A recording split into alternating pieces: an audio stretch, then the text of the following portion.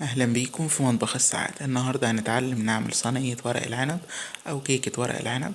عندنا كوباية ونص رز مغسول ومتصفي، هنحط عليه نص كيلو لحمة مفرومة وبصلاية كبيرة مفرومة ومعلقة ملح ومعلقة فلفل، ونبتدي نخلطهم كلهم مع بعض، وده برضو على حسب الكمية او الصينية اللي احنا هنعملها.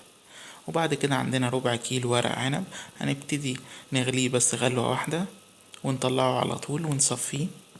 وبعد كده هنجيب الصينية نحط من تحت زبدة بالشكل ده مع معلقة زيت خفيفة، وبعد كده هنبتدي نرص الورق العنب بالشكل دائري. واهم حاجة الجنب برضو يكون، يعني نطلع الورق لغاية الجنب من فوق، ما نسيبوش فاضي، يعني يبقى كله متغلف. وهنبتدي نرصهم كلهم نفس الرص. اهم حاجة يكون الصينية كلها متغلفة بورق العنب.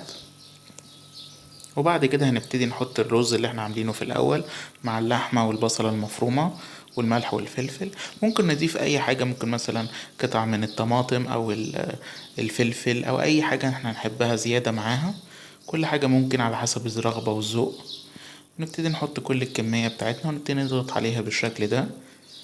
اهم حاجة نضغط عشان تكون كلها متماسكة قطعة واحدة.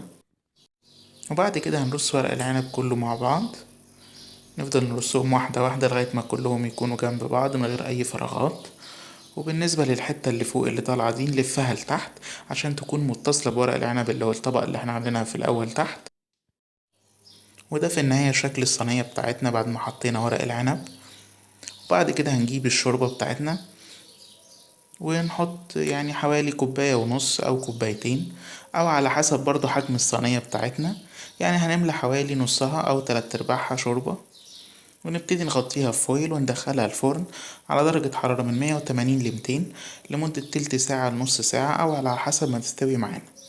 وفي النهاية بنطلعها وبنقلبها، ممكن نزينها من على الوش بأي حاجة بالشكل ده. أتمنى حضراتكم تجربوها وإن شاء الله تعجبكم.